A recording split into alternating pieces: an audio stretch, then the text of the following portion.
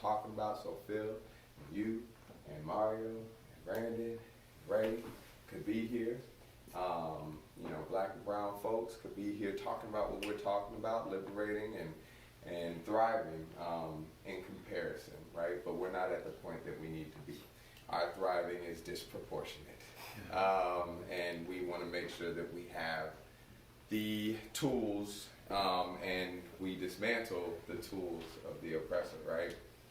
All those resources that they extracted from our community belong to us, you know what I'm saying? And I think that we have a chance, the first chance in a long time, to really elevate that pursuit of right, of equity, of thriving, of healing, and that is strongly because of the political revolution. And the political revolution is a coalition of liberators all over the country. The thing that I love about Bernie most is that he is not claiming these ideas as his own, because he knows they're not. He's listening to community leaders all over the country. He's listening to liberators all over the country and building a coalition of ideas, of people, of leaders. And it won't be, I constantly say this, it will not be burning in the White House. It will be us. It will be liberators. It will be a movement that we are electing. No other campaign can say that, right? And that is why we are facing so much resistance. There hasn't ever been an activist in chief, never been an organizer in chief, never been a liberator in chief, okay? So far from that, right? And this will be the first time that we are represented as a movement. And that's why this is so important. So when you're out there, imagine, as long as you're on the side of liberation, those ancestors are with you. So imagine those ancestors as you go out and knock on these doors, as you go out and make these calls, have conversations in the grocery store, in line, at Chipotle, or whatever y'all have here. As long as y'all are, on the side of liberation, these ancestors are whispering in your ear, giving you the proper words to say, telling you when to listen, telling you when to step back, telling you when to move on. Because we know sometimes we need to move on. A lot of times we need to move on. We ain't here to argue with nobody. We're not here to convince anybody. I don't think that that's our goal. Our goal is to use our stories, tell our truths, right? Sway their hearts. Leave that little nugget of truth with them and move on. Don't waste, I would advise not to waste any time trying to convince anybody. There's so many people that just need a nudge, just need their proper information, just need confirmation, than need to be convinced, right? You only have so much time, and we need to be strategic with that time. But again, remember, as you're having those conversations and as you're figuring out if you need to move on, listen to the ancestors. They'll probably be yelling at you. All right? But a sign of because they try to, listen, South Carolina in a lot of ways was a win. And we don't have to get into that, but a lot of the time we see our wins as losses because they're framed as losses by popular culture, by the media, by government, by the establishment. And if we did not win, if resistance and liberation did not win, I would not be here today. And I would not be able to be talking. I especially wouldn't be able to talk like I talk. And talk about what I talk about. Okay? We win. Our culture, the black culture, is a sign of resistance.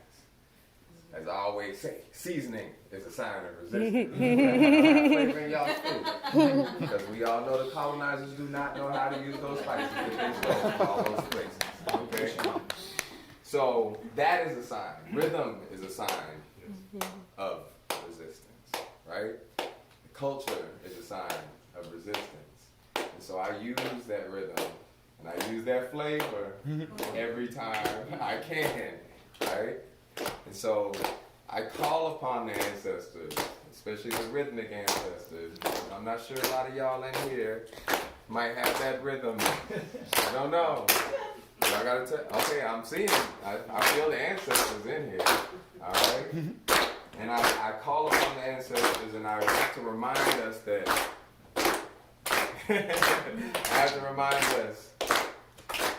ain't no power like the power of the people, because the power of the people don't stop. Say what? Ain't no Power like the power of the people, because the power of the people don't Now, stop. before we get into this, as you're keeping this rhythm, close your eyes and imagine those people that we're fighting for. Imagine the most vulnerable. Imagine the most vulnerable in your life. Your children, your daughters, your elders, trans folk, black folk, brown folk, people in prison, people who are undocumented, people who are suffering from abuse and being targeted by police, an American legal system, and all of these systems that were built to protect the oppressor and to oppress the most vulnerable. Think about those people and keep their faces with you as you go out in these streets. And remember these words as you're going out there, and bob your head as you're going to the next house, because the sign of resistance is this. Ain't no power like the power of the people, because the power of the people don't stop. Say what? Ain't no power like the power of the people, because the power of the people don't stop. Say what? Ain't No power like the power of the people, because the power of the people don't stop. Come on. Ain't no power like the power of the people, because the power of the people don't stop. Let them hear you. Ain't no power like the power of the people, because the power of the people don't All the stop. way outside. Ain't no power like the power of the people, because the power of the people don't stop. Let them know you're coming. Ain't no power like the power of the people, because the power of the people don't stop. One more time. Ain't no power like the power of the people, because the power of the people don't stop. Woo! The oppressors have a lot of resources, but what they ain't got is as many people as we got. We have an overwhelming amount of people power, and we are going to win. We are going to continue to win, as we always have as a liberation movement. It continues, the political revolution. Bless y'all. Yeah.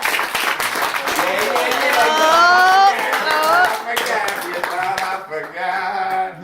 So the next one to come up is a very stylish individual. Oh, yeah. I like his hair. I like his hair. Yeah. That's what I'm talking about. I like his shoes. They got a little shine on them today. Talking about that gold in his heart. Catches the gold on his shoes today. He is a legend. Oh my God. A legend in this movement. I cried when I first met him. Tears of joy, because I had given his speeches as a child. And I listened to him growing up. And when I met him, I finally felt like I had reached manhood. As I shook his hand, I felt the power transfer just a little bit into me. And I felt the passing of the torch, the passing of the baton from my elder to myself. Elder Phil is a legend. He is a beautiful soul.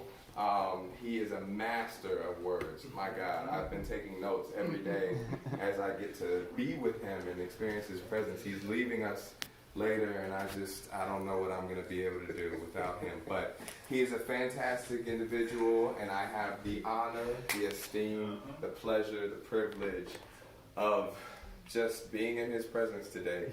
Thank you, Elder Phil, for everything that you've done. Thank you. You are a wonderful human being. Thank you. And I have the pleasure of bringing him up here today, Phil.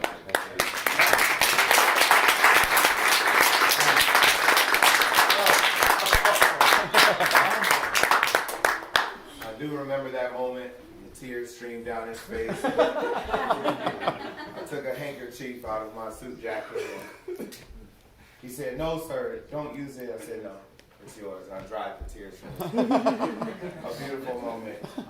All jokes aside, we really appreciate the opportunity to be in your home. The greatest movement that we know of, that we've been a part of, don't happen at rallies. They're not forged. In protests on the streets, it's in the living room, around the table, at what some people call the hearth, but in the spaces that are intimate to us are the places that we build. You know, the United States has a really funny saying that seems innocuous, but it's actually quite insidious. It says that it is against etiquette to speak about politics or religion at the dinner table.